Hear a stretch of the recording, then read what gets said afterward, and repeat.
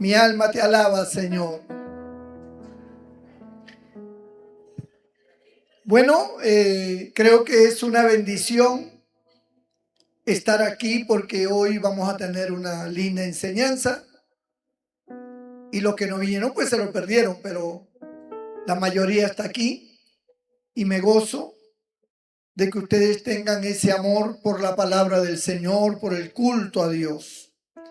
Igualmente a todos nuestros amigos y hermanos que nos ven a través de las redes sociales. Tengan ustedes muchas bendiciones y saque su lapicero, su cuaderno para que anote, para que apunte, porque este es un tema muy interesante. Gloria a Dios. Vamos a abrir nuestras Biblias en el libro de los Hechos, capítulo 2. Hechos, capítulo 2. Bendito sea el nombre del Señor.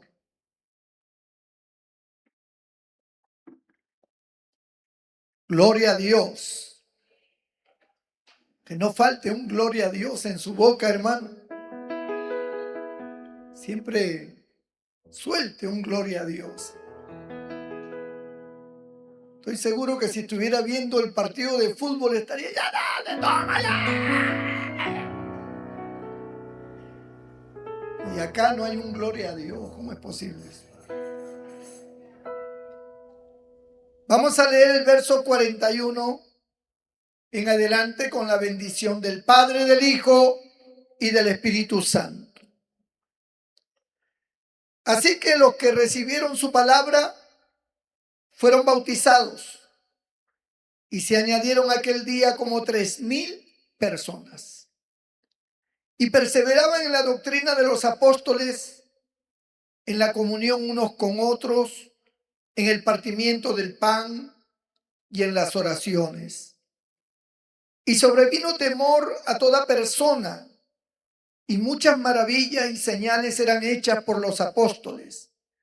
Todos los que habían creído estaban juntos y tenían en común todas las cosas, y vendían sus propiedades y sus bienes, y lo repartían a todos según la necesidad de cada uno. Y perseverando unánimes cada día en el templo y partiendo el pan en las casas, comían juntos con alegría y sencillez de corazón, alabando a Dios y teniendo favor con todo el pueblo. Y el Señor añadía cada día a la iglesia los que habían de ser salvos. El Señor bendiga su palabra, hermano. Puede sentarse dando un fuerte gloria a Dios. Aleluya. Bendito sea el nombre de ese. Por favor, puede ponerme ahí el aire acondicionado. Gloria a Jesús. Gloria, ahí está bien. Gracias. ¿Alguna vez se ha preguntado, amado hermano y hermana, por qué tenemos tantas denominaciones llamadas cristianas? De diferentes nombres, incluso de diferentes doctrinas, incluso, que cada una tiene. ¿Por qué tenemos congregaciones cristianas con diferentes doctrinas? ¿Por qué no tenemos el mismo corazón y la misma alma, como dice la palabra, que todos eran de un corazón y un alma? Es decir, todos sentían igual, todos pensaban igual, todos creían igual. Pero ahora tenemos muchas denominaciones y cada día surgen más. De las organizaciones formales, porque hasta en eso pareciera que la iglesia se ha vuelto también como vendedor ambulante, ¿no? Están las empresas formales, las tiendas formales y los informales. Así están las iglesias también, las congregaciones o denominaciones. Están las denominaciones formales, las que están establecidas en el gobierno a través de una constitución, bendito el Señor, y están registradas. correctamente. Y están las que no están registradas, que son iglesias libres, que abundan por todas partes. Te entra a un barrio, una calle y ahí un letrero, ¿no? Iglesia tal, iglesia fulana de tal. No pertenece a ninguna otra denominación, pero están ahí y tienen a un líder, tienen a alguien que les enseña, que les predica. Algunas son buenas, otras son regulares, otras son malas. Y en fin, unas son fanáticas, otras son radicales, otras son liberales y así sucesivamente, ¿no?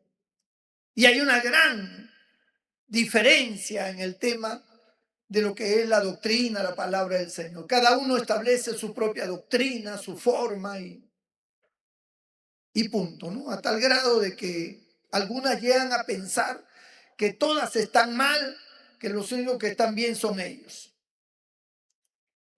¿Y por qué? ¿Por qué hemos llegado a este punto? Hagamos un poquito de memoria, un poquito de historia, porque en el principio la iglesia fundada por nuestro Señor Jesucristo a través de los apóstoles no era así. En el tiempo de los apóstoles, cuando el Señor ordenó que vayan por todo el mundo a predicar el evangelio, bautizándolos en el nombre del Padre, del Hijo y del Espíritu Santo, enseñándoles todas las cosas que os he enseñado y que ellos guarden toda esa enseñanza. Esa fue la base para la iglesia de aquel entonces. No habían denominaciones. No existía la iglesia católica, no existía la iglesia evangélica, no habían los mormones, ni los testigos de Jehová, ni los adventistas, ni los metodistas, ni los presbiterianos, ni las asambleas, ni el refugio, no había nada. Solo estaban los creyentes que se convertían a través de la predicación de los apóstoles y los que se habían convertido en el tiempo de nuestro Señor Jesucristo. Todos ellos formaron una sola congregación que se fue extendiendo de una manera rápida porque la predicación de los apóstoles tenía un peso extraordinario. Las enseñanzas, la predicación, las señales, la unidad, el amor, todo eso se confabulaba para que esa iglesia se reprodujera pues así. Miren que en un día se convirtieron 3,000 personas y luego otro día 5,000 más, aparte de otros miles que se iban convirtiendo en otras fechas, porque la Biblia no va a estar detallando todos los que se convirtieron, pero nos da la impresión, la Biblia nos da una impresión de cómo avanzaba la iglesia, cómo crecía, cómo se desarrollaba. Y dice que todos tenían todas las cosas en común, todos participaban con amor, con entusiasmo. El temor de Dios estaba sobre ellos y el amor de Dios estaba sobre ellos. El Espíritu Santo venía sobre la iglesia, bautizándolos, hablando en otras lenguas, profetizando. Los dones del Espíritu se movían. Es decir, la iglesia primitiva, así se le conoce por ser la primera al empezar, era una iglesia muy poderosa en la fe, en el Espíritu Santo, en la palabra y en todo tipo de dones. Bendito el Señor. Y se desarrolló. Pero pasado el tiempo, cuando la iglesia se inicia en Jerusalén, porque ahí estaban los apóstoles en Jerusalén, todavía no aparecía el apóstol Pablo, así que estaban los 11 apóstoles en Jerusalén y ellos veían a la iglesia crecer y ellos no querían salir a predicarle a los gentiles. Los gentiles eran todos los pueblos paganos que no eran judíos. Pero el Señor había dicho ir por todo el mundo y predicar el evangelio. O sea, para el Señor era imperativo, urgente, que se predicara a todas las naciones, a todos los pueblos. Y no había la tecnología que hay ahora, no había la modernidad que hay ahora, ni los vehículos que hay ahora. O sea, movilizarse de un lugar a otro, aparte de que estaba lejos, era engorroso, no era fácil, había mucho peligro en el camino de asaltantes, también era costoso. No era tan barato irse de una nación a otra. Es como ahora. No es barato irse a España, no es barato irse a Japón, ni a Estados Unidos, ni a Rusia. O sea, tienen costos altos. No es como irse de acá pues a otro pueblo, no. De nación a nación siempre, en toda la historia de la humanidad ha sido costoso. Entonces no era fácil. Sin embargo, el poder de Dios se movía. Y el Señor quería que todos salieran, pero como ellos no salían, se habían establecido en Jerusalén y estaban cómodos allí, el Señor permitió una persecución contra los cristianos. Ahí aparece Saulo de Tarso, convertido después como el apóstol Pablo. La persecución llevó a que todos esos creyentes se huyeran a diferentes sitios, salieran de Jerusalén y se fueron huyendo a otros países, a otros pueblos lejanos que eran paganos. ¿Por qué? Porque había una persecución implacable con torturas y muerte. Entonces los creyentes salieron huyendo. Y en esa huida, como eran creyentes, estaban llenos de Dios, estaban llenos del Espíritu Santo y del conocimiento de la palabra que los apóstoles les habían enseñado, porque recuerden, ellos no tenían Biblia como tenemos nosotros. Ellos llenaron el mundo de aquel entonces sin tener Biblia, hermano. Solamente transmitían lo que los apóstoles enseñaban o les habían enseñado, lo que sus pastores le habían enseñado. Y de esa manera, ellos iban y en forma personal hablaban de Cristo. Su mensaje era que Cristo era el Mesías y que había muerto y había resucitado entre los muertos. Y hablaban de la salvación. El tema principal era la salvación del alma.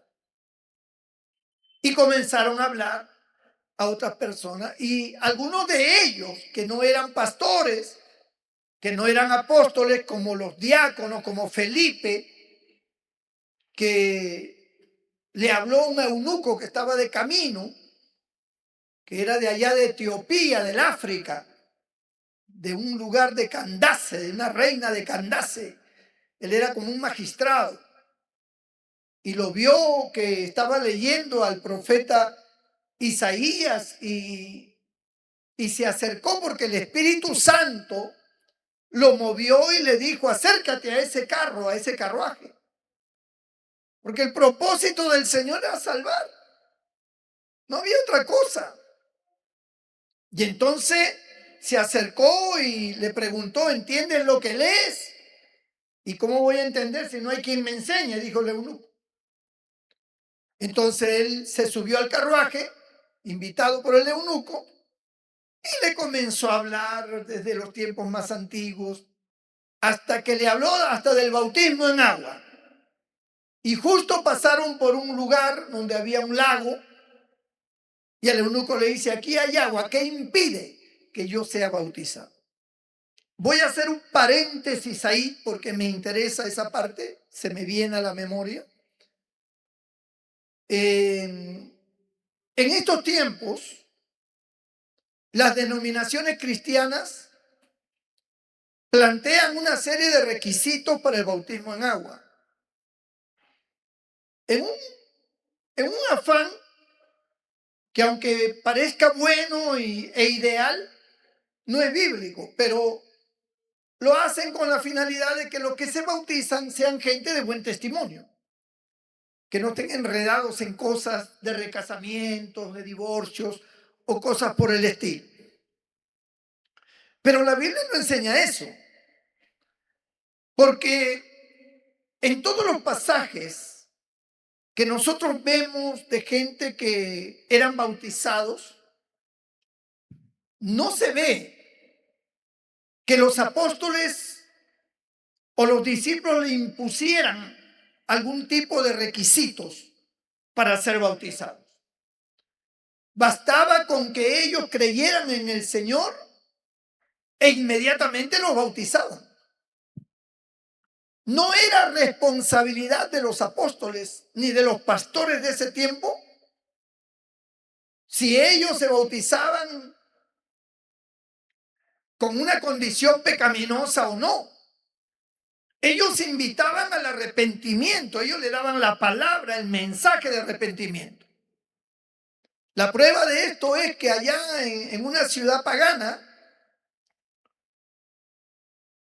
los apóstoles bautizaron a un grupo de personas y entre ellos se bautizó también un tal Simón, que era brujo, que estaba metido en la idolatría y en todas estas cosas, que era un mago, un adivino. Y él se bautizó. Y eso refiere que no había ningún tipo de pregunta, que no había ningún tipo de requisito por el cual los apóstoles le dijeran, a ver, tú, ¿de dónde eres? ¿Cómo te llamas? ¿Eres casado, soltero? ¿En qué trabajas? ¿Por qué te quieres bautizar? O algo por las preguntas así que nosotros hacemos. En la Biblia no se ve que le impusieran algún tipo de requisito a los creyentes o a las personas que creían en el Señor Jesucristo. Simplemente los bautizaban, ¿no? Porque el Señor vino a salvar. Y el mandamiento era muy firme, muy tajante. El que creyere y fuere bautizado será salvo. El que no creyere será condenado. Responsabilidad de la persona que cree. Creyó, hay que bautizarlo. Se creía a la palabra. Se creía en la persona que decía yo quiero a Cristo en mi corazón. Era más que suficiente para aceptarlo como parte de la iglesia y bautizarlo en agua. No había preguntas si tenía 2 mujeres. No. Además, en esos tiempos, habían hombres que tenían varias mujeres, vivían con varias mujeres, tanto judíos como paganos. Y la ley no se lo impidió nunca. Mientras que éstas fueran solteras y mientras que el hombre pudiera sostenerlas. O sea, habían hombres que tenían 2 o 3 mujeres.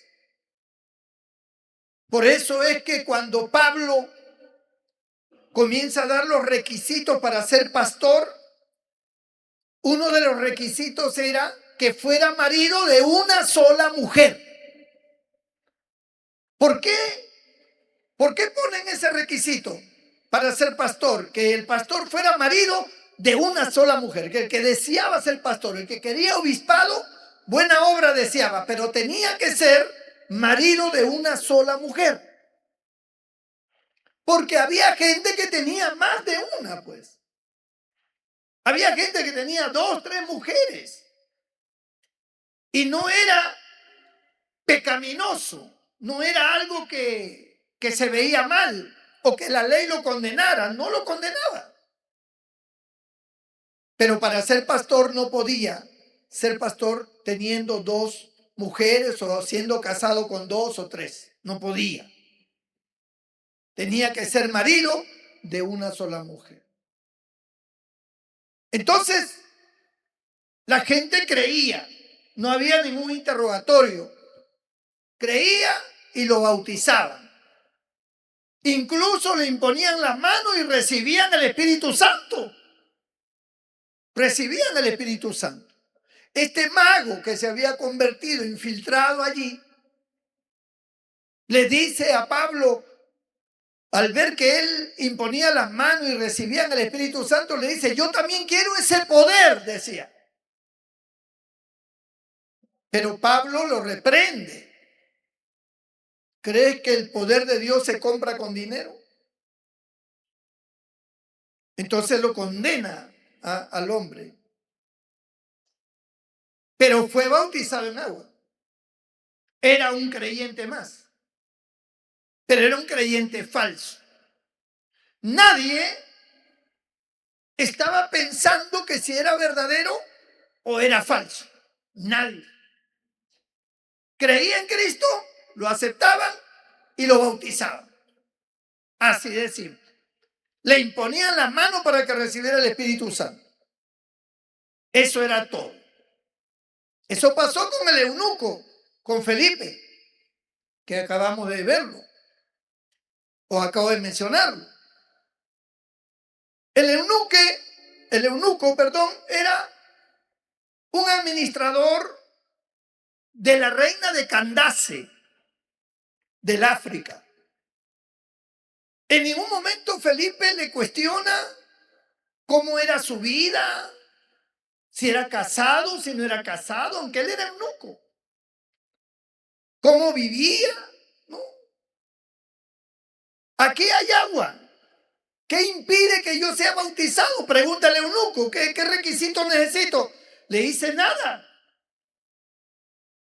Si crees, bien puedes.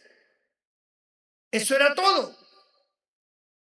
El eunuco creyó y Felipe bajó con él al agua y lo bautizó. Así de simple. Estos 3,000 que se convirtieron en un día, los bautizaron en agua. A todos ellos los bautizaron en agua. No había un seguimiento de su vida. ¿Creíste? Te bautizamos. Si tú le mientes a Dios, un problema tuyo con Dios. Pero nosotros aceptamos de que tú dices que tú le entregas tu vida a Cristo. Te bautizamos.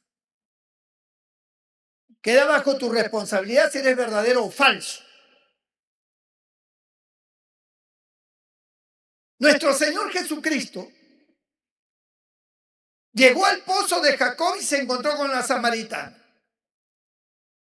¿Qué le dijo el Señor a ella? Ve aquí y trae a tu marido. Ella dijo, no tengo marido. ¿Y qué le dijo el Señor? Bien has dicho. Porque 5 maridos has tenido y el que ahora tienes tampoco es tu marido. ¿Qué le estaba diciendo? Le estaba diciendo, estás llevando una vida mala.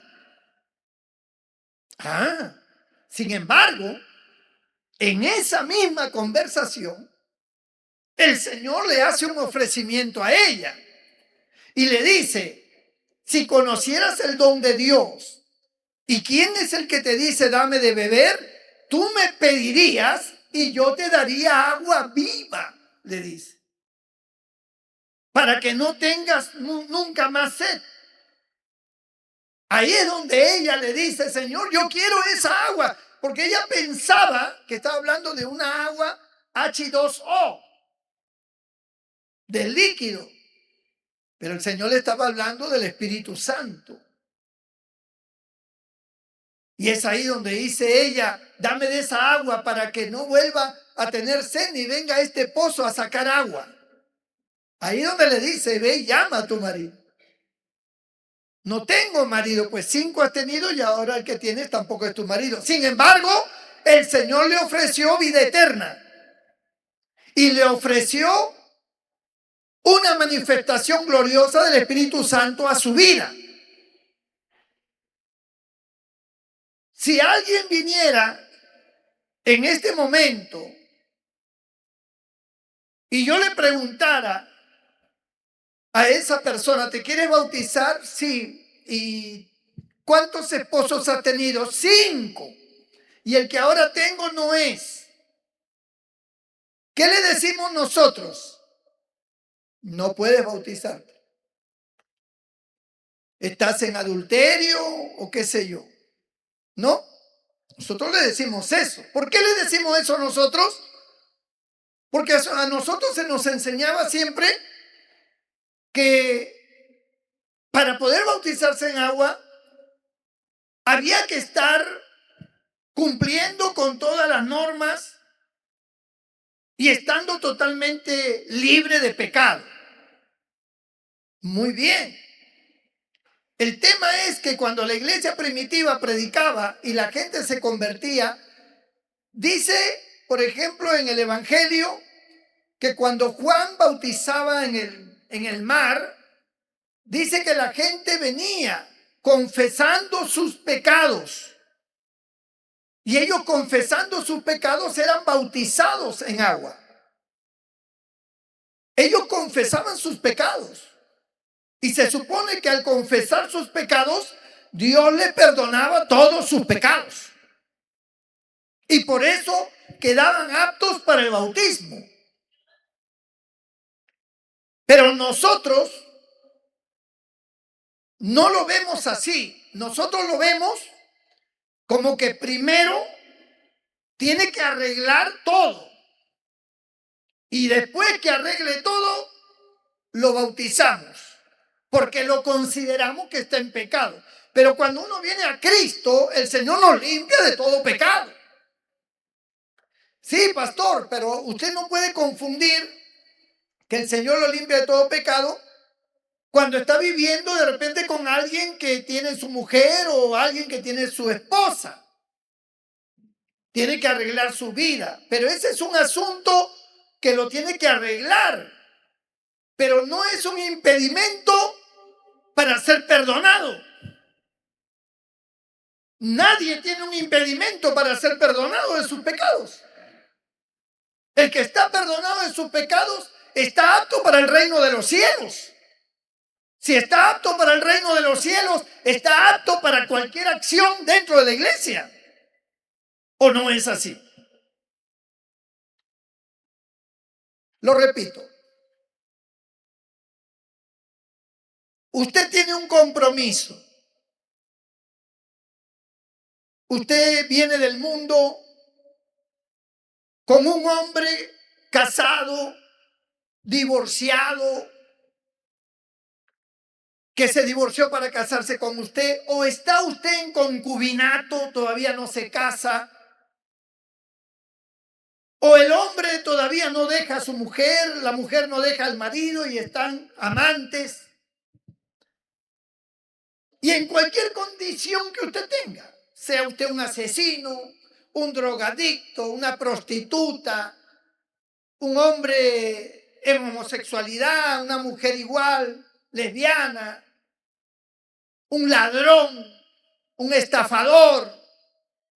Usted pasa por la puerta y Dios de alguna manera lo jala y usted entra. Usted escucha la palabra lo impacta. Y usted cae llorando pidiéndole perdón al Señor. La pregunta es simple. ¿El Señor lo perdona o no lo perdona? ¿Qué dicen ustedes? ¿Lo perdona o no lo perdona? ¿O tiene que arreglar su vida primero? ¿Tiene que arreglar primero su vida para luego ser perdonado? No, el Señor lo perdona. ¿Y en qué consiste el perdón? En ser limpio de todo pecado. Ese es el perdón. El Señor lo limpia de todo pecado. La sangre de Cristo lo limpia de todo pecado. ¿No es eso lo que predicamos en los aires libres, en los hospitales, en las cárceles, en los templos, en las campañas? ¿No es eso lo que decimos a la gente? Ven a Cristo, Él te perdonará de todos tus pecados. ¿No es eso lo que proclamamos? Pues aparece una mujer que vive con 2 hombres y se convierte. Y comienza así. Ella no sabe nada de doctrina. Ella no sabe nada de bautismo en agua. Ella no sabe nada de las cosas que nosotros hemos aprendido en el camino cristiano. No sabe nada. Viene del mundo, del pecado. Ha caído de rodillas llorando. Le ha entregado su corazón al Señor. Dios ha tocado su vida. Ha sido impactada. Y se ha convertido. Entonces nosotros, los pastores, decimos, bueno, ¿cuál es el siguiente paso? El bautismo en agua. Está bien, se convirtió, pero tiene asuntos que arreglar. No lo podemos bautizar hasta que no arregle esos asuntos. ¿Y qué pasa si no los puede arreglar? ¿Qué pasaría? Por ejemplo, te voy a contar un caso que yo tuve. Bueno, no yo directamente, sino en otra provincia donde me enviaron a arreglar el problema. El pastor de ese lugar, que era uno de nuestros pastores, era tajante con el tema del matrimonio, el divorcio, el adulterio, tajante. Y está bien, no hay ningún problema. La Biblia enseña que el matrimonio debe ser limpio, que tenemos que apartarnos del pecado. Muy bien. Pero él tenía en su congregación una pareja que llevaban 15 años de casado y sus hijos ya estaban grandes. Estaban estudiando incluso en la universidad porque ellos se unieron mucho antes de casarse. Se unieron mucho antes. Y por lo tanto sus hijos ya estaban grandes. Ellos no sabían nada de lo que eran los requisitos para ser cristiano, para bautizarse, para ser miembro de la iglesia. Ellos estaban felices en la iglesia, se habían convertido, estaban contentos. Y de repente viene el mensaje que si usted ha sido una mujer casada o un hombre casado y tiene otro compromiso o se ha vuelto a casar, usted está en adulterio. El mensaje vino así, de esa forma, y esa pareja se asustó porque ¿qué había pasado? Cuando la mujer era jovencita, su madre la obligó a casarse con un hombre que ella no amaba. Pero su madre la obligó. Ella no amaba a ese hombre, ella no quería casarse. Además era un hombre que le duplicaba en edad. No quería ella a ese hombre. Pero por cuestiones materiales, la madre le dijo que tenía que casarse con él. Se casó con él y el hombre en la noche nupcial no tuvo relaciones con ella. Simplemente se fue y no volvió más. El hombre desapareció, pero ella ya estaba casada. Cuando ella pasan 5 años, ella conoce al esposo que tiene ahora. Ella conoce a ese hombre, ella era inconversa, el hombre también, y se enamoran. Se enamoran y comienzan a convivir, porque no se podían casar porque ella era casada. Para eso tenían que divorciarse ella. Pero como acá en el Perú no se le da tanta importancia en el mundo, no se le da tanta importancia a las cuestiones legales, sino que simplemente viven juntos como marido y mujer. Lo único que le falta es el documento de la municipalidad. Pero después vivían juntos, tuvieron sus hijos, compraron su casa, él trabajaba, sus hijos estudiaban, o sea, su vida normal como pareja, como familia, pero no estaban casados. Entonces, cuando ellos escuchan de que si está casada o está casado y vive con otra persona es adulterio, y si no está eh, casada con la persona, aunque esté separada, está en adulterio, y le saca citas bíblicas y todo, fue tajante. Entonces ellos se asustan y van donde el pastor y le piden un consejo. Mire, esto es lo que ha pasado, y le cuentan lo que yo les he dicho a ustedes. El pastor les dice, no, es imposible, ustedes tienen que separarse. Pero ¿cómo nos vamos a separar? Y mis hijos, la casa, o sea, la familia, ¿cómo vamos a hacer? Entonces el pastor les da una salida. Le dice, bueno, ustedes tienen su casa, divídanlo por la mitad, pongan una pared y que él viva en un lado y usted vive en el otro. Entonces ellos no estaban a gusto con la situación, sentían que todo se derrumbaba como familia y escribieron a Lima hablando del tema y me enviaron a mí para arreglar el problema. Cuando yo llego, me reúno con ellos, me reúno con el pastor, escucho la historia de ella y le digo al pastor, este es un caso especial. Ella no buscó otro marido.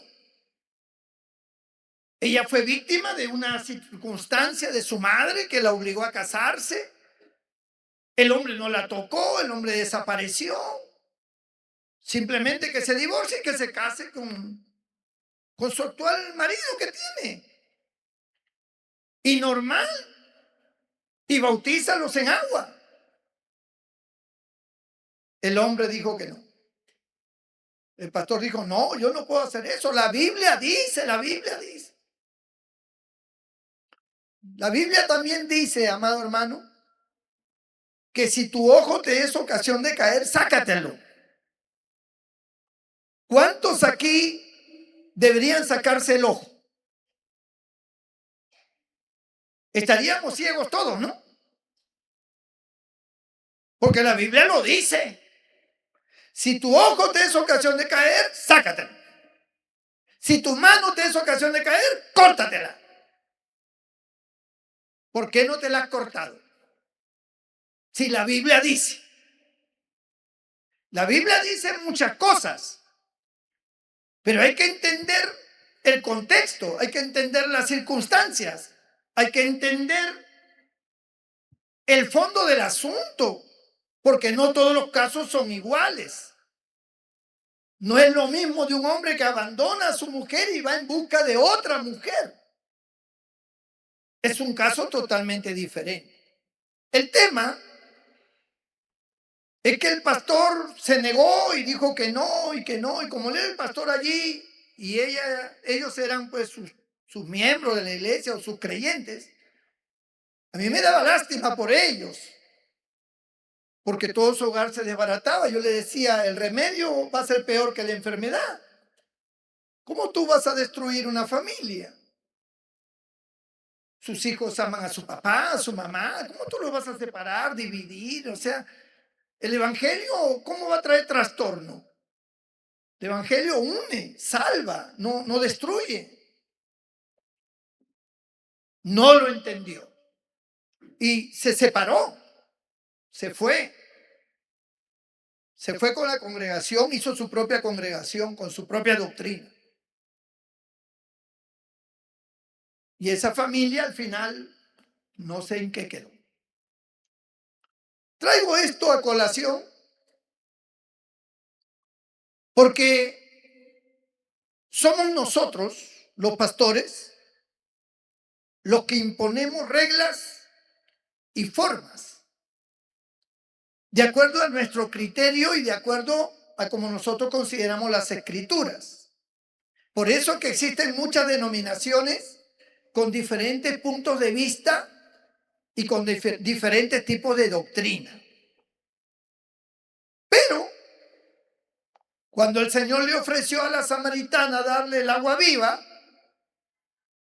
ella venía con un currículum complicado, pero al Señor no le importó. Le ofreció el agua viva de todas maneras, si ella creía, por supuesto. Entonces, creer es algo que nos tiene que llevar a nosotros a sentar la base para poder ordenar nuestra vida. Pero primero es creer. Y al creer tienen los beneficios que la Biblia indica. En ese proceso tiene que arreglarse la vida de cada uno, de acuerdo a sus circunstancias. Porque es imposible que una persona con el mayor enredo que tenga en su vida no encuentre solución en la iglesia. No encuentre solución de parte de la palabra, no encuentre solución de parte de Dios. Cuando la Biblia dice que nada es imposible para Él. ¿O hay algo imposible para Dios de solucionar? Nada es imposible. Cuando una persona cree en Cristo y cuando una persona se entrega de corazón, sus oraciones son escuchadas y Dios ordena sus pasos. Dios ordena sus caminos, pero nosotros le ponemos las trabas. Nosotros le decimos, bueno, hasta que eso suceda, siéntate allá atrás. Tú no puedes ser miembro, tú no puedes participar, tú no puedes esto, tú no puedes lo otro. Y nosotros lo ponemos a un lado. Sin embargo, es contradictor porque si esa persona se muere, ¿a dónde creen ustedes que se va? Ella creyó, él creyó en Cristo y se muere. ¿A dónde se va? ¿A dónde? Quiero escucharlos. ¿No saben a dónde se va? Si una persona cree en Cristo, pues se va para el cielo, hermano. ¿A dónde se va a ir? Si esa persona se arrepiente, esa persona cree en Cristo, pues ¿a dónde se fue el ladrón que estaba al lado de Jesús en la cruz? ¿Se fue al infierno? ¿Quién había sido él? Un ladronazo. Pero creyó y se fue para el cielo. Hoy estarás conmigo en el paraíso, le dijo el Señor. Porque creyó. O el Señor le dijo, no, mira, la verdad es que no puedo llevarte porque lamentablemente tú tienes muchas cosas que arreglar. Y como tú tienes muchas cosas que arreglar y no vas a poder porque estás en la cruz, lo lamento. No. El que cree en mí, aunque esté muerto, vivirá, dijo Cristo. ¿Entienden?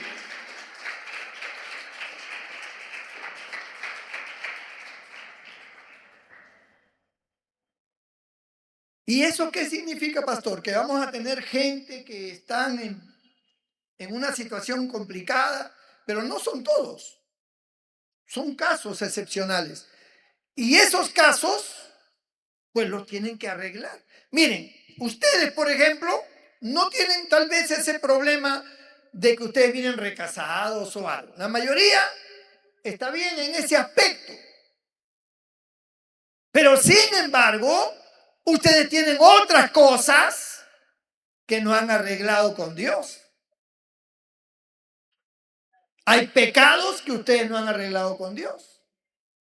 Sin embargo, son miembros de la iglesia. Sin embargo, dan testimonio acá, cantan, tocan un instrumento. Y están en fornicación, están en adulterio. Están robando, están haciendo cosas malas, están engañando. Pero ustedes son miembros de la iglesia en plena comunión. Por eso bien dice la Escritura, antes de que tú saques la paja del ojo de tu hermano, mejor quítate primero la viga. Porque quieres dártela de muy santo y de muy doctrinario cuando tu vida no está a la altura espiritual. Esas personas tienen un caso complicado por ignorancia. Ellos vivieron en el mundo y vivieron así. Pero vinieron, fueron impactados por Dios, por el Espíritu Santo. El Señor los salvó, los perdonó, los hizo aptos para el reino de los cielos. Si esa persona se muere, se va para el cielo. Entonces, ¿cómo es posible que una persona que tiene abiertas las puertas del cielo para entrar, no se le permita ser miembro de la iglesia? Porque tiene un problema que tendrá que solucionar, porque tendrá que solucionarlo en el camino. Pero es parte de la iglesia. Ahora, miren ustedes la injusticia. Ya, no puedes ser miembro de la iglesia porque tú estás con un hombre que está casado o con una mujer que está casada. No puedes ser miembro. No te podemos bautizar en agua, no puedes ser miembro de la congregación. Una cosa es ser miembro de la congregación del refugio y otra cosa es ser miembro de la iglesia de Cristo, hermano. Son dos cosas muy diferentes y el que mayor peso tiene es la iglesia de Cristo. Esta es una denominación, pero la otra es la iglesia de Cristo. Y el que se arrepiente de sus pecados pasa a ser miembro de la iglesia de Cristo. Entonces, ¿cómo es que es miembro de la iglesia de Cristo y no es miembro de la denominación? ¿Cómo es eso? Sin embargo, les decía, para que vean la injusticia, usted no puede bautizarse. Muy bien. Pero lo llaman y le dicen, hermano, nos puede apoyar porque vamos a tener una apoyada. Nos podría colaborar con esto, nos podría colaborar con lo otro.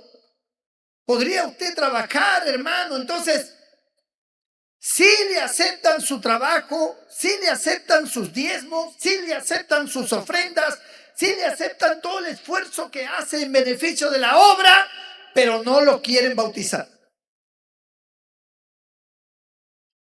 Si un pastor considera que ese miembro o esa persona que se ha convertido, pero que tiene problemas, que no puede solucionar porque no es algo que tú puedes abandonar de la noche a la mañana. Hay cosas que no pueden cambiar de la noche a la mañana. Entrampamiento. Es como, por ejemplo, una persona tiene su orquesta que toca para el baile, que canta para el mundo. Y toda su música es mundana y vive de ese, es su trabajo. Pero se convierte a Cristo. Entonces el pastor le dice, bueno, no te puedo bautizar hasta que tú abandones esa vida. Bueno, la vida ya lo abandoné. Lo que no he abandonado es la orquesta porque ese es mi trabajo.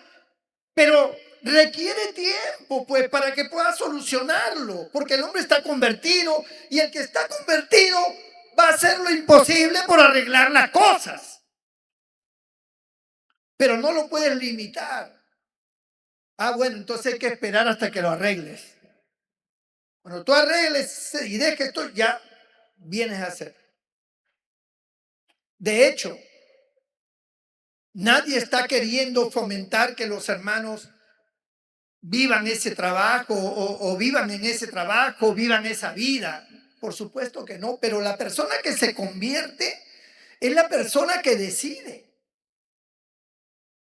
lo que tiene que dejar. Ustedes tienen muchas cosas que todavía no dejan. Ustedes tienen que decidir dejarlo. No puedo imponerles a ustedes y decirle, hermano, usted tiene que dejar eso. Hermano, usted tiene que dejar eso porque usted lo puede hacer por obedecerme a mí por una cuestión de fuerza. Si usted no lo deja, lo pongo en disciplina o no puede ser miembro y lo amenazo y lo coacciono. Pero a veces las personas no tienen la madurez, ni la fe, ni la comprensión en el momento.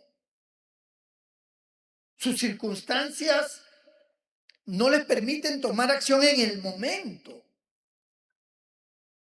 Por eso cada creyente que está enredado en cualquier tipo de problema, necesita tener un espacio de tiempo para tomar sus decisiones firmes. Pero durante ese tiempo nosotros lo arrinconamos. y le decimos, bueno, mientras que eso no se arregle, hermano, no puede ser miembro de la iglesia. Entonces tenemos dos tipos de creyentes en la iglesia. Clase A, los que pueden participar.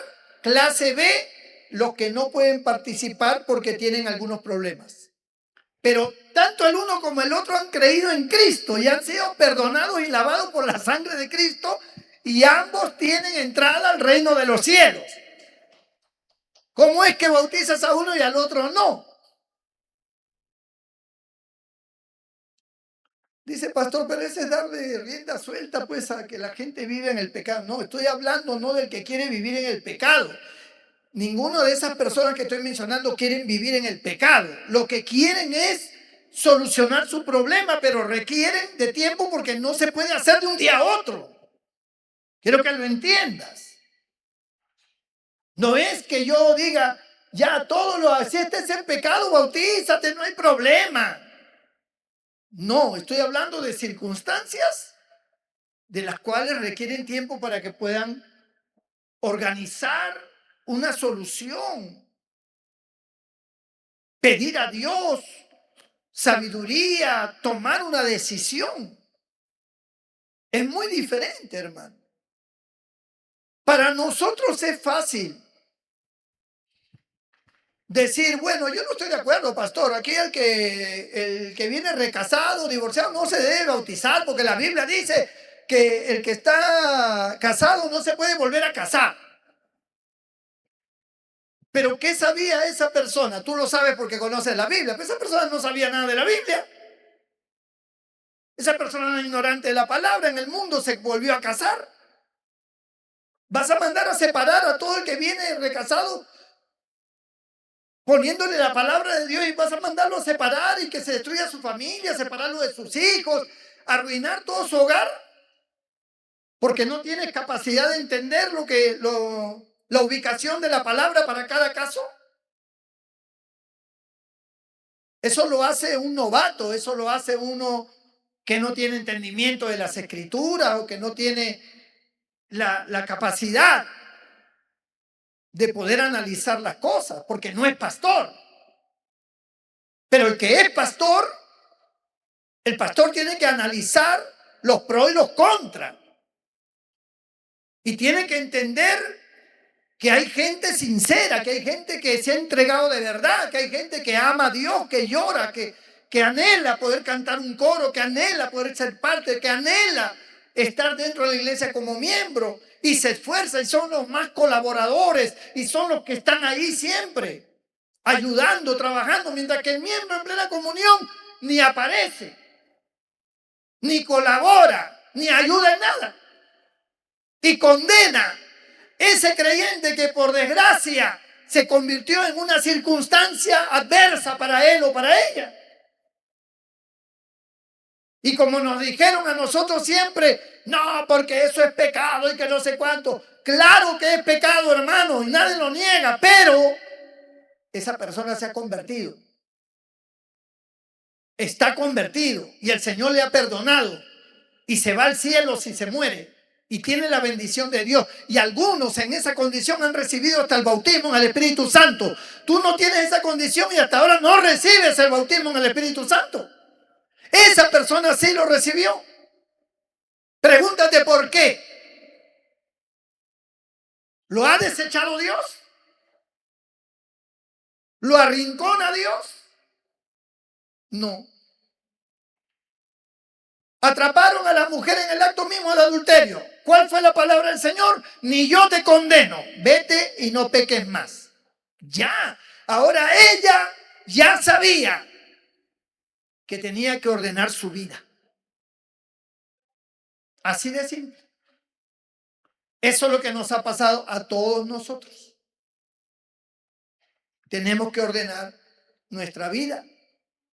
No solamente los que vienen recasados o divorciados, sino todos nosotros que tenemos un montón, como decía un hermano, un montón de anticuchos. Y que hasta ahora no lo terminas de resolver. Todavía sigues hablando lisuras. ¿Ah? pero condenas al otro. El otro que busca a Dios, que ayuna, que clama, que llora en la presencia de Dios. Tú ni oras ni haces nada y lo condenas porque tiene una circunstancia lamentablemente adversa, pues. Para los pastores es tan fácil sentarse frente con una autoridad y decirle, bueno, hermano, lo siento, pero no lo puedo bautizar. Hasta que usted, aun si se divorciara, tampoco lo bautizo. O sea, lo condenó para siempre. Lo condenó para siempre. O sea, ni divorciado lo acepta. No se da cuenta que lo hizo por ignorancia. No dice la Biblia que habiendo Dios pasado los tiempos de esta ignorancia, ahora manda a todos los hombres en todo lugar que se arrepientan. Ya se arrepintió. Está pidiendo un consejo, quiere una salida. No la encuentra porque no sabe, no conoce. Confía en que el pastor le va a dar una orientación, una salida. Pero en vez de darle una salida, lo condena. Por ejemplo, miren ustedes, una pareja de hermanos se casan en la vida cristiana. El hombre y la mujer se casan, ¿ok? Se casaron. El pastor los casa, son miembros de la iglesia en plena comunión y le da la bendición y todo. Pasan los años y la mujer le es infiel al hombre y se va con un mundano. O el hombre le es infiel a la mujer y se va con una mundana. Y la abandona. Él se divorcia porque él se va al mundo. Se divorcia y se casa con la mujer esa que se enamoró. Se casa, tiene hijos con ella, hacen su hogar. El muchacho o la muchacha que quedaron solos, cristianos, el hombre cometió el adulterio o la mujer cometió el adulterio, el hombre pues quedó solo y la mujer quedó sola en la iglesia. Algunas con un hijo, con dos hijos y otras simplemente sin hijos. Pero son jóvenes. Pasan los años, pasan 3, 4, 5 años y las cosas del corazón que uno no las mide, porque son cosas del corazón, de repente se siente atraído o atraída por alguien de la iglesia. Porque ya el hombre, con él ya no se puede esperar nada, porque él ya tiene su compromiso aparte, ya en la vida del mundo, y o está yendo incluso hasta otra iglesia. Pero a su esposa la abandonó. Entonces esa mujer es joven, o ese hombre es joven. Necesita un compañero, una compañera, y no es culpable de lo que ocurrió. Viene al pastor a pedirle una orientación y le dice, pastor, usted conoce mi caso. Fulano me abandonó, fulana me abandonó. Y yo la verdad me siento atraído, me siento atraída por un hermano o por una hermana. Y también el hermano se siente atraído por mí o la hermana se siente atraída por mí. ¿Qué hace el pastor? No, hermanito. La Biblia bien claro dice que hasta que la muerte los separe. Usted o se reconcilia con su marido como dice la Biblia o espera que se muera. Y cuando él se muera o cuando ella se muera, recién usted podrá rehacer su vida. Y si no se muere, y si no puede volver con el marido porque ya tiene su hogar, su compromiso, le faltó el respeto, el que está en falta es él, no ella. La que está en falta es ella que abandonó al marido, no él. Entonces lo confina a ese hombre o a esa mujer a un destierro de soledad. No puede, hermano. Si usted se casa con ese hermano o con ese hermano, usted comete adulterio. No puede. La expulso de la iglesia. O sea, el pastor asume la postura de autoridad y le ordena que ella no puede ser feliz con nadie hasta que se muera el marido o hasta que se muera la mujer. Ajá.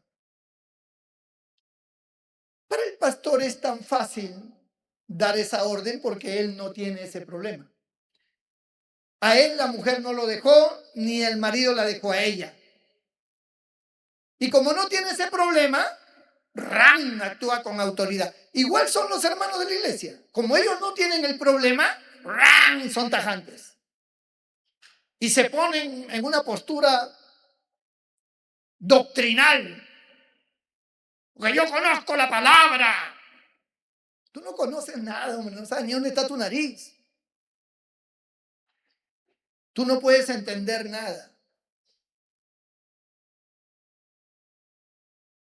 Nosotros somos hijos de Dios. Ustedes, damas, son hijas de Dios. Usted puede haber sufrido un atropello de parte de una persona,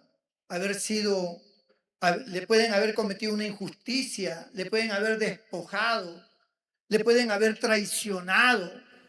¿Por qué usted tiene que sufrir consecuencias de algo que usted no hizo?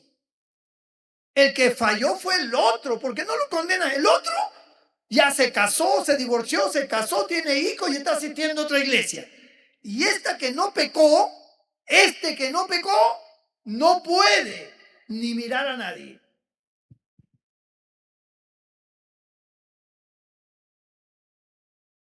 Dios no tiene soluciones para esto. ¿Saben ustedes cuántos miles de hombres y de mujeres atraviesan ese calvario en sus iglesias? No saben qué hacer, son jóvenes. Y aun cuando fueran adultos, mayores, igual. Hay personas que no están capacitadas a vivir solos. No pueden vivir solos. Ellos necesitan una compañera, necesitan un compañero.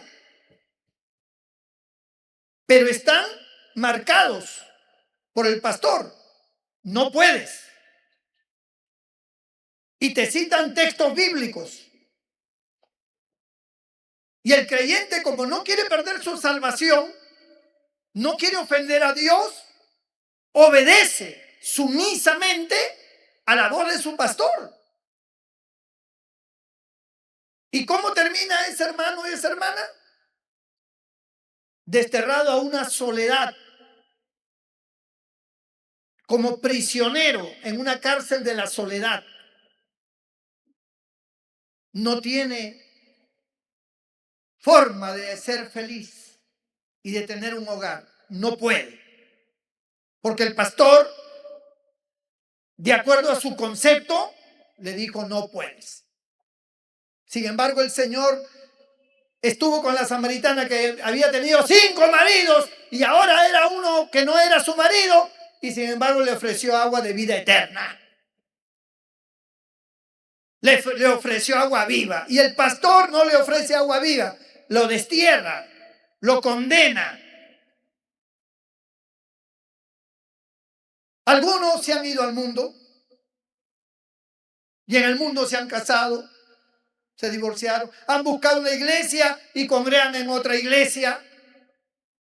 Sí, pero se van a ir al infierno, dice el pastor. Ese no es problema tuyo. Tú puedes mandar al infierno en tu concepto a la gente, pero tú no sabes. El que manda al infierno es Dios, no tú. Tú no sabes si esa persona se arrepentirá de corazón, si amará o no a Dios. Tú no sabes. Tú estás en una postura aquí de autoridad como si fueras un rey, haciendo con tu dedo así: no puedes, y al otro sí puedes. ¿Que eres un emperador? ¿Qué eres? No. Nosotros los pastores estamos para orientar, no para tomar control de las personas, hermano. No para tomar el control de la vida de las personas. Cada persona es sagrada, cada persona tiene sus circunstancias, cada persona tiene limitaciones, problemas, enredos, situaciones.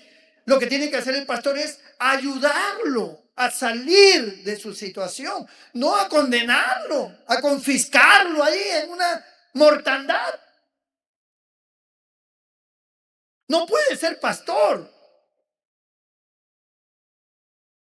Si tú tuvieras un problema así y vinieras a Cristo,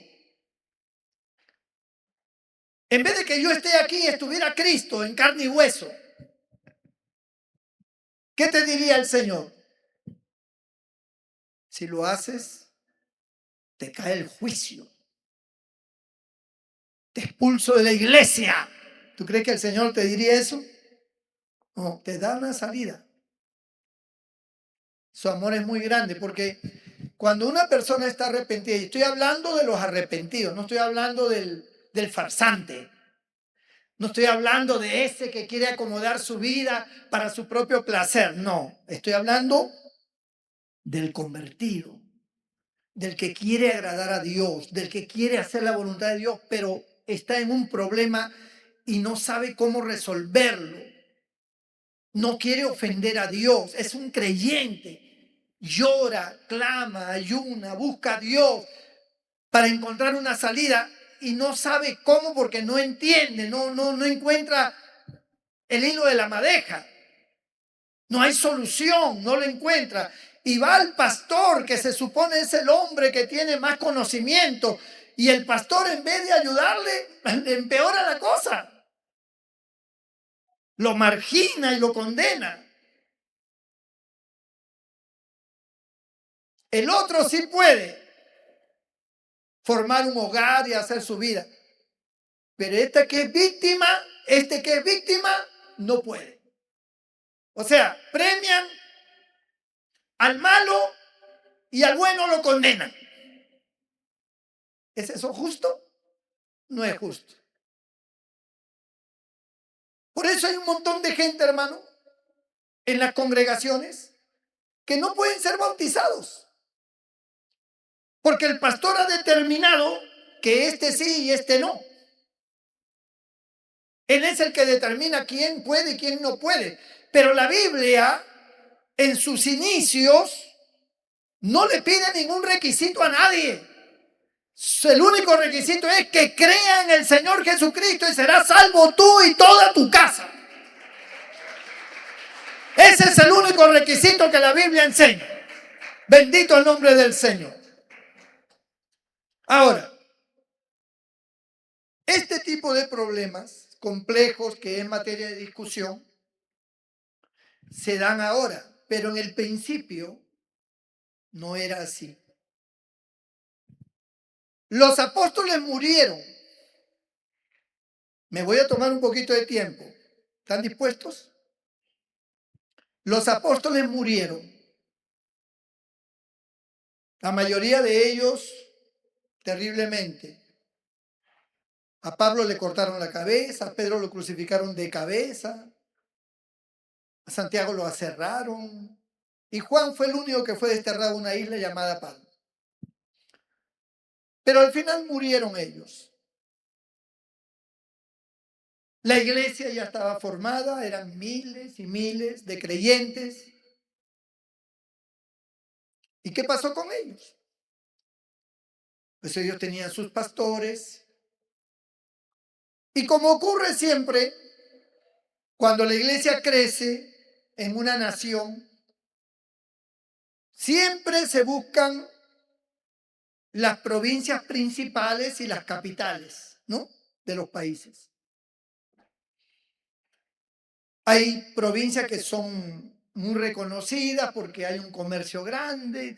Entonces, en esas provincias, como que la obra toma auge y crece y hay un líder espiritual.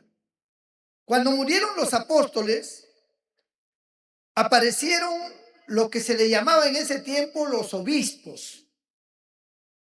también conocidos como patriarcas, patriarcas de la iglesia, no patriarcas de como Abraham, Isaac y Jacob, no, patriarcas de la iglesia u obispos. Dentro de todos estos obispos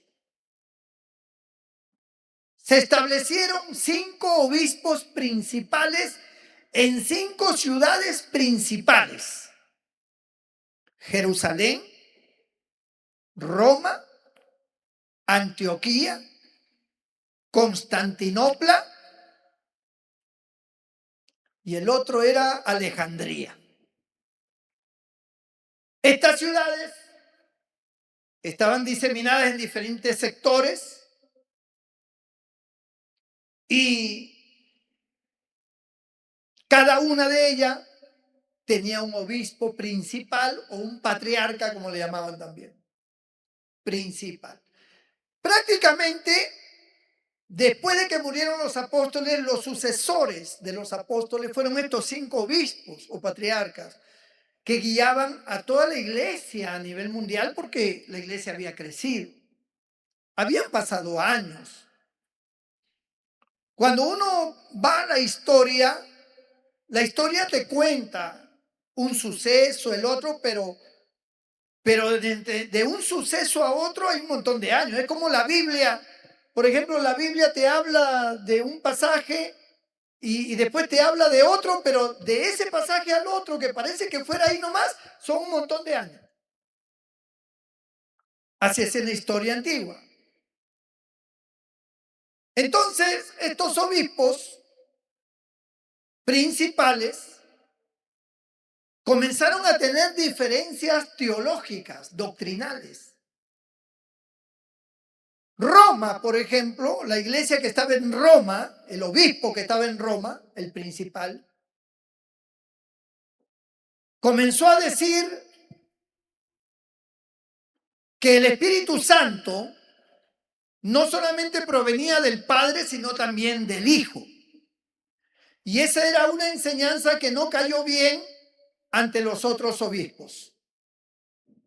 Y eso trajo discusión entre ellos. Incluso se hizo un concilio para discutir el tema.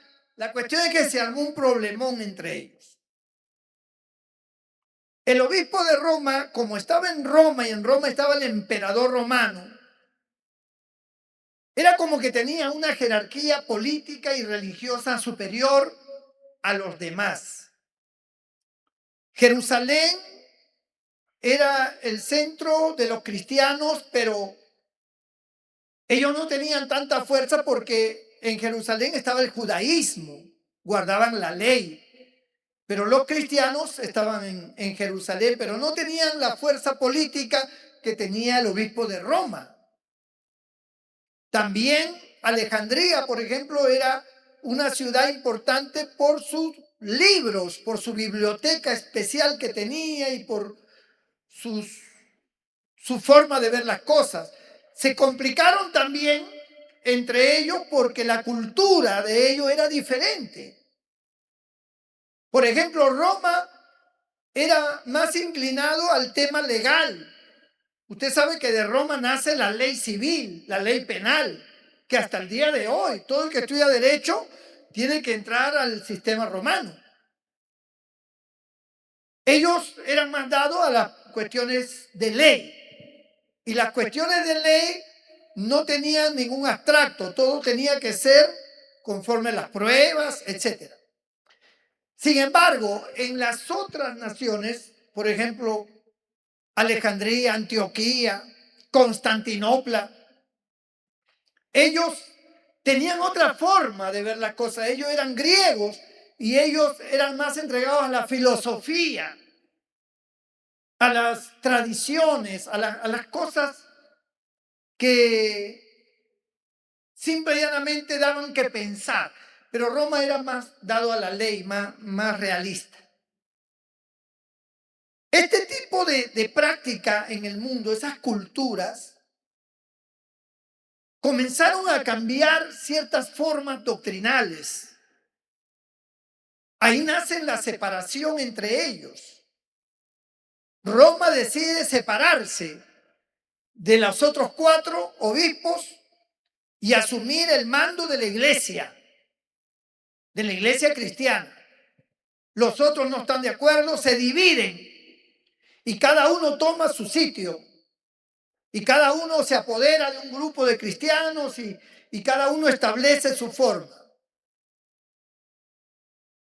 En Roma, al tener esa autoridad, nace por primera vez el papado. El obispo se autoproclama papa, que es un término de padre de la iglesia. Y comienza a establecer una serie de enseñanzas que se salieron de lo doctrinal para ir a lo tradicional y para fines propios económicos. Y comenzó la venta de indulgencias y comenzó a hablarse de cosas que para ir al cielo había que hacer unos rezos y que había que pagar y que bueno, hasta el día de hoy eso está vigente. Los otros, los ortodoxos, como le llaman a los otros, no estaban de acuerdo con eso. Se separaron y se formaron líneas diferentes. Ahí es donde nacen las diferentes líneas teológicas que hasta el día de hoy repercuten. Pero Constantinopla fue una de las ciudades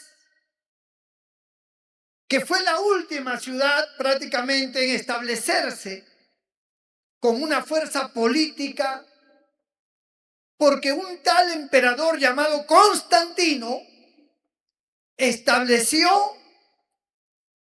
la capital de Roma en Constantinopla. Y en Constantinopla había un obispo que no era el de Roma. Él traslada la capital de Roma a Constantinopla. ¿Por qué? Porque este hombre se convierte al cristianismo. Porque tuvo una visión en una guerra que él tenía y una visión, se le apareció una cruz y que decía, con este símbolo ganarás. Y él asoció esa visión con los cristianos. Los cristianos estaban en plena persecución, salieron de la persecución y Constantino el Grande, o Constantino I, como también se le llama, estableció la religión oficial del Imperio Romano, la Iglesia cristiana. Era la religión oficial y todos pues tenían que convertirse a Cristo, ¿no? Todos sus generales, su ejército, todos sus diplomas, todo el mundo tenía que ser cristiano, porque el emperador era cristiano y estableció que la iglesia oficial era la iglesia cristiana. El obispo de Constantinopla toma autoridad política, pero los hombres de ese entonces comienzan a morir, los obispos mueren, surgen otros con ideas diferentes, cambiantes, gente que se rebelaba, como en el caso de Roma, que apareció Martín Lutero, que se rebeló por las indulgencias y puso sus 95 tesis y se enfrentó a la iglesia católica romana porque le pusieron ese nombre. Y aparecieron otros hombres más, murieron algunos de ellos torturados, otros fueron quemados, como Juan Hus. Y empezó la época de la Reforma. Y en los otros países igual, habían también diferencias.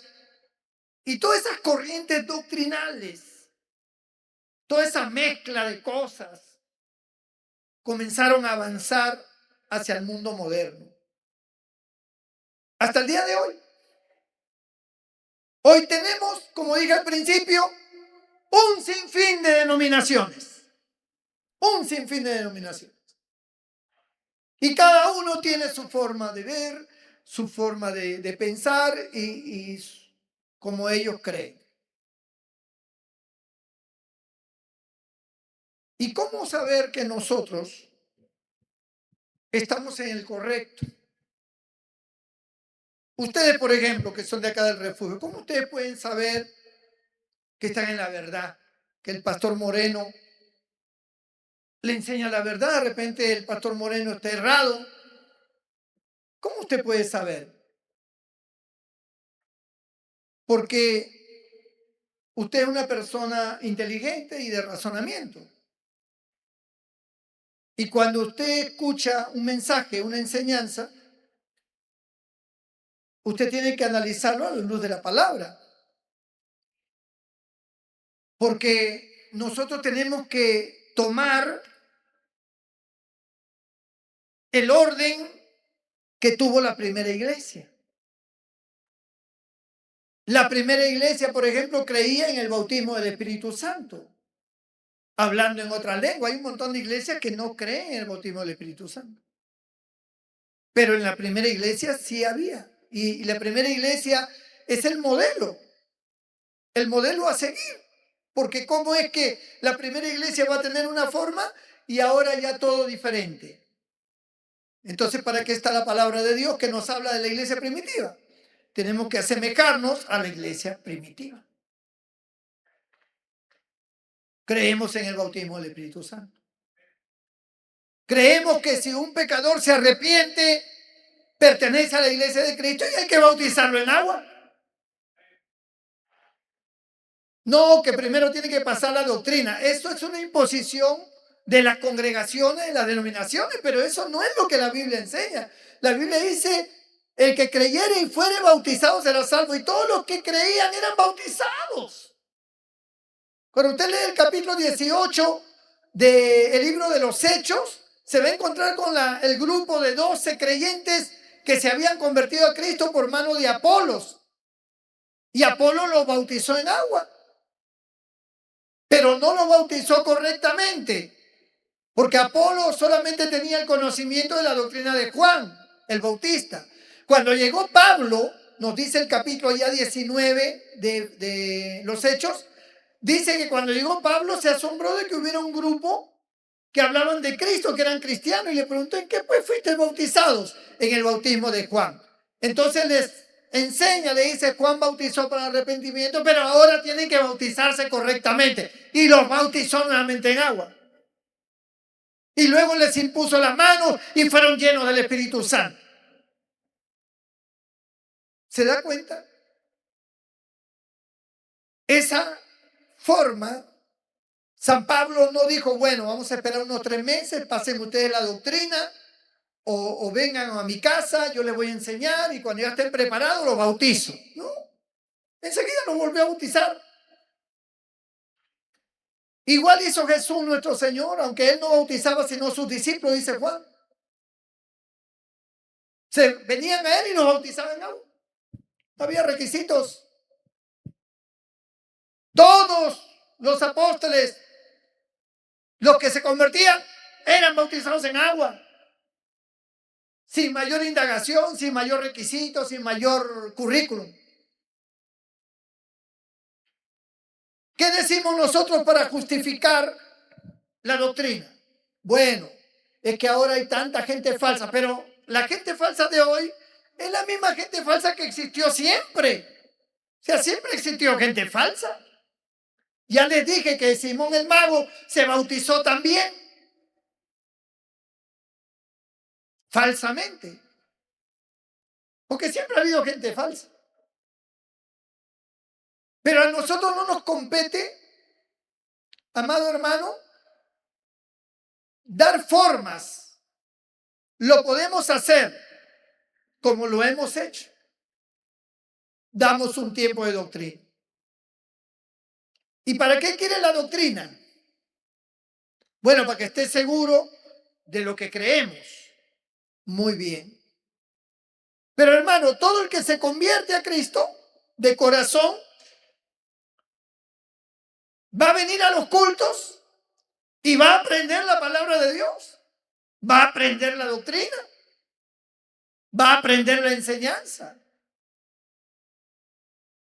¿Por qué tenemos que darle doctrina? ¿Quién estableció eso? ¿Lo estableció Cristo? Si alguien me lo puede definir por la Biblia que Cristo lo estableció.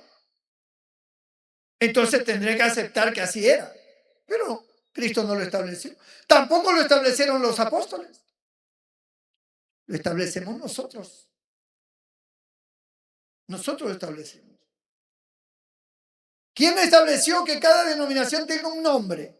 Asamblea de Dios, nazarenos, peregrinos, pentecostales, bautistas. ¿Está en la Biblia eso? No.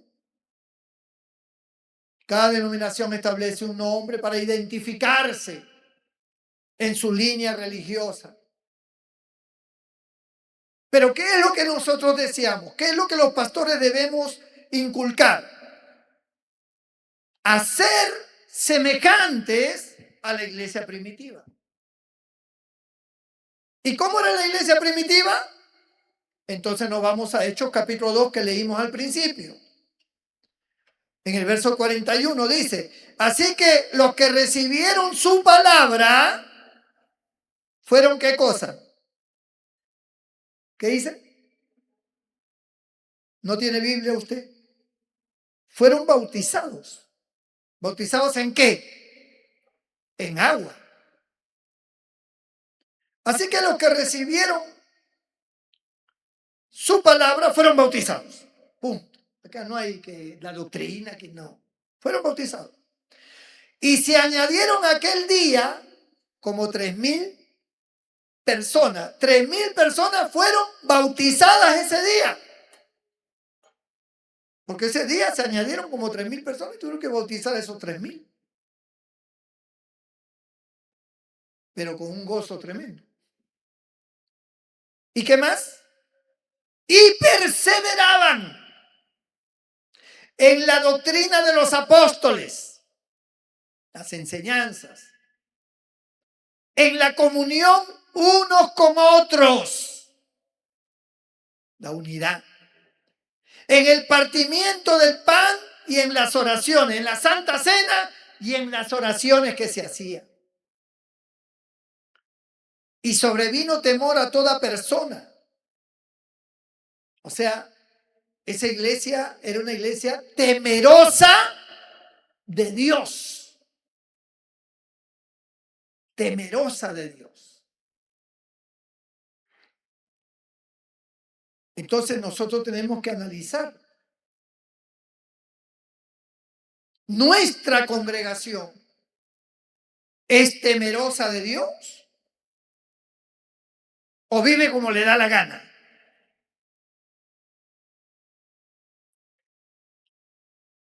Y sobrevino temor a toda persona y muchas maravillas y señales eran hechas por los apóstoles. Todos los que habían creído estaban juntos y tenían en común todas las cosas. Estaban juntos y tenían en común todas las cosas. O sea, cada vez que se reunían, todos tenían el mismo sentir. No, que yo no estoy de acuerdo, que me parece mucho, que así no es, que mejor me voy, que no. Todos sentían una misma cosa. Y dice, y tenían en común todas las cosas. Y acá viene algo que no les va a gustar. Y vendían sus propiedades y sus bienes y los repartían a todos según la necesidad de cada uno. ¿Y por qué hacían eso? Porque la formación espiritual que ellos tenían era un nivel que las denominaciones de hoy no tienen. Las denominaciones de hoy no tienen ese nivel, ese alcance de poder decir yo voy a ofrendar porque hay hermanos que no tienen, vamos a ayudar, vamos a hacer. No hay esa disposición porque no hay ese nivel. Esto que estoy leyendo acá son niveles de orden espiritual. Tenían todos el mismo sentir y en común todas las cosas. Son niveles altos de espiritualidad. O sea, en estos tiempos no alcanzamos ese nivel. No todos estamos unidos, no todos estamos de acuerdo. No todos sentimos lo mismo, no todos tenemos en común todas las cosas. Estamos divididos. Hay problemas. Entonces dice, verso 46, y perseverando unánimes cada día en el templo. O sea, se congregaban todos los días. Y partiendo el pan en las casas, comían juntos con alegría y sencillez de corazón, alabando a Dios y teniendo favor con todo el pueblo. Y el Señor añadía cada día a la iglesia los que habían de ser salvos. Ese es el modelo de la iglesia. Esa es la iglesia de Cristo. Esa es la iglesia de Cristo. Y todos tenemos que tener esta condición. Tenemos que ser unánimes, tenemos que amar, tenemos que tener el mismo sentir, tenemos que estar llenos del Espíritu Santo, tenemos que orar. Ese es el modelo.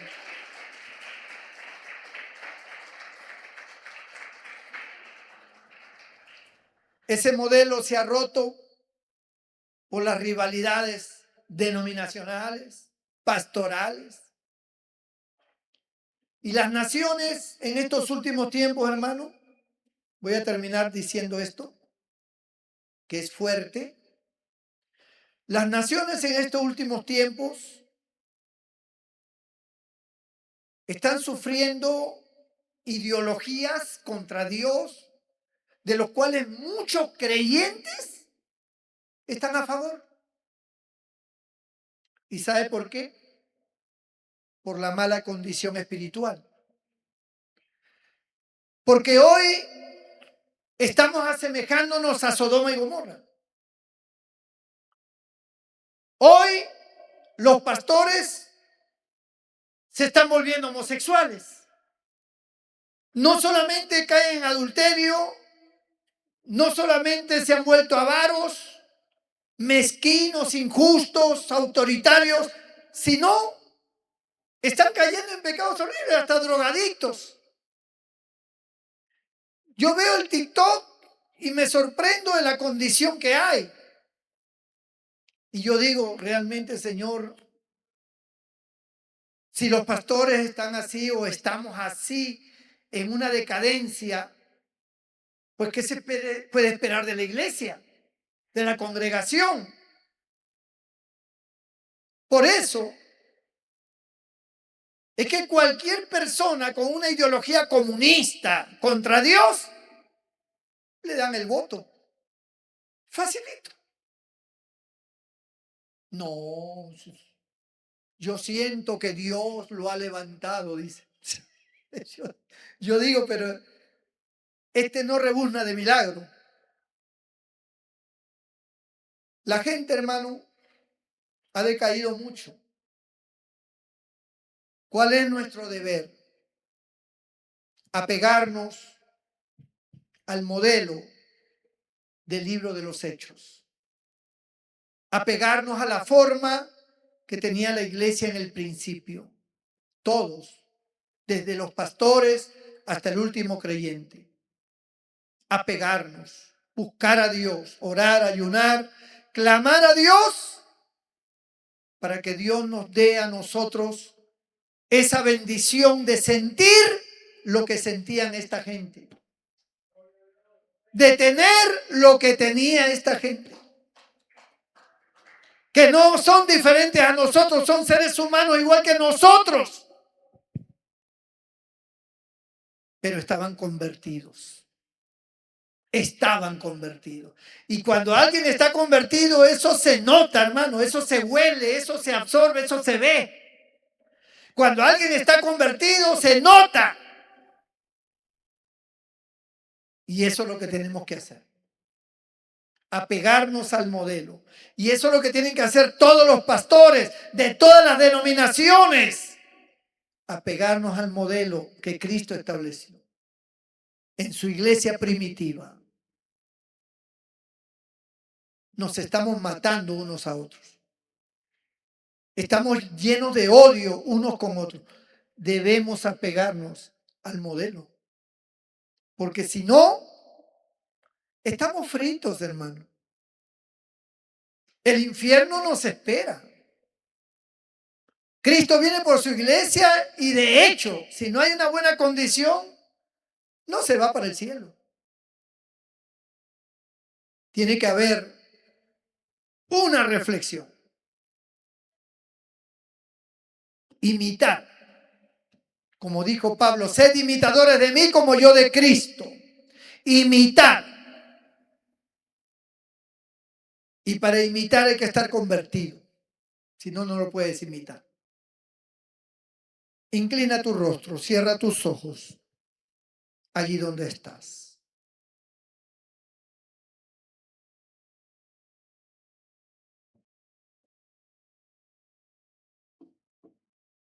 El mundo va de mal en peor.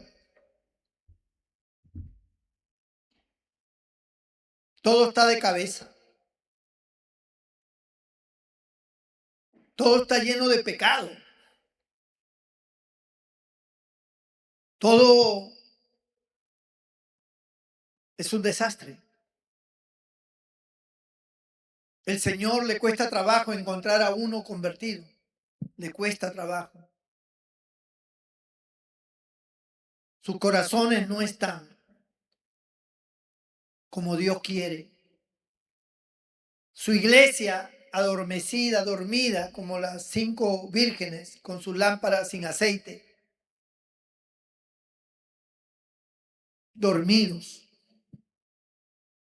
Sin amor a Dios, sin temor de Dios. Pecando a diestra y a siniestra. No hay reflexión, no hay humillación, nadie dice, bueno, yo he estado mal, pero no, se acabó, ya no. Voy a hacer lo correcto, voy a buscar a Dios, voy a consagrarme, voy a llenarme del Espíritu Santo, voy a llenarme de Dios. Yo no me quiero perder. Voy a motivar a otros. Quiero ser un instrumento de Dios. Esa clase de creyentes no hay.